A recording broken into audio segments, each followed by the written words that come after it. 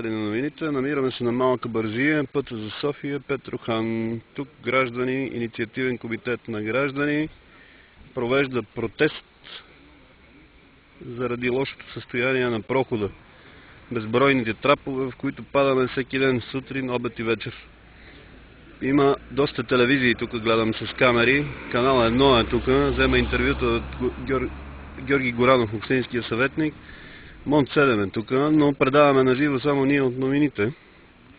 От Берковица, както знаете. Дано не сгази някой, защото движението още не е спряно. Има една патрулка, за сега не е преграден пътя. Петрохан ендурописта. Можем и без тунел, но искаме нормален път. Това са двата основни лозунга, които виждам забити край пътя. Движението още си продължава.